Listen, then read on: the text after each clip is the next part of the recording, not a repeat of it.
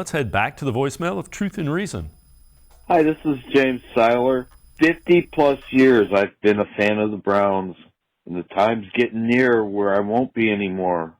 The worst part about the team, the biggest weakness, I think, is that defensive line. You got to control the trenches. We got it down pat on the offensive side, but Barry won't address those defensive tackles. I don't understand that. I just saw that the undefeated Philadelphia Eagles picked up Robert Quinn from the Bears for a fourth rounder, and the Bears are even picking up $7 million of his salary. Why? Why, Barry? Why aren't you doing something to help that leaky, porous defensive line? Thank you very much. You have a great day. As always, appreciate all of the voicemails. Jeff, there's a couple of things with that.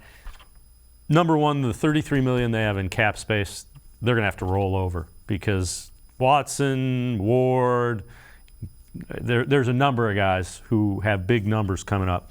The other thing is at 2-5, you already don't have a first-round pick because of the trade for Watson, and Quinn's an edge rusher. Yeah, and that was a situation where the Eagles are clearly going all in to win right now, and I don't blame them. They have the cap room to do it. They, by the way, also have 2 first-round picks. That gives them a little bit more flexibility as well. They've made a couple of good trades, and they're seeing the fruits of that. The Browns aren't to that point yet. They will get there, hopefully sooner than later.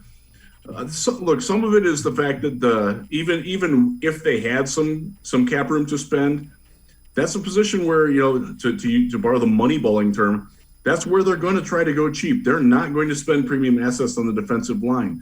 Their analytical studies, and this does get backed up around the league, say that you just don't overspend to build up your defensive tackles.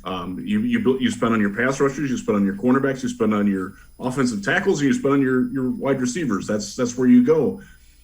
They have not had luck in the draft, and I think that's the big thing. Guys like Jordan Elliott and Tommy Togiai, they just haven't become the players that they need them to be. And maybe at some point you use a second-round pick instead of a third or a fourth-round pick to try to address it.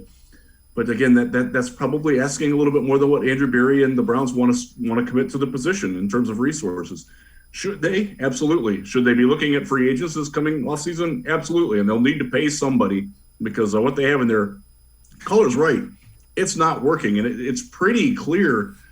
Just watching the games, I actually watched the game with some of the Browns game with my wife last week. She's not really a big football fan. She's like, how come our defensive line is being pushed backwards? Like, it's that easy to see. Yeah, like for bystanders, like how does look? I don't think that they have the ability to address it this season, other than like a trade for a rental or something like that, which that's kind of dicey because then you're giving up some cap room. But man, it is a constant source of frustration, especially when you have linebackers the way that the Browns are, that are dependent on being kept clean by the guys in front of them, and that's not happening. And that's having ripple effects. That's one of the reasons why the safeties keep cheating up, because they got to worry about playing the run so much because the defensive line isn't handling it for the linebackers. It's a lot of ripple effects of not having a good defensive set of defensive tackles.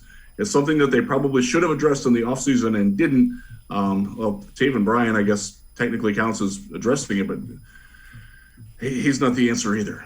No, the thing that we have kept saying on this show is there's the opportunity for somebody to step up, and nobody has stepped up. And, maybe they need to look for a different, the only guy that I would consider kind of a run stuffer that they've signed was Billings. He opted out because of COVID and then didn't work out. So maybe they need to find something a little different. It's the run defense has suffered since Anthony Walker left out. You can put a big circle around that injury, and that's, you can trace it back to there.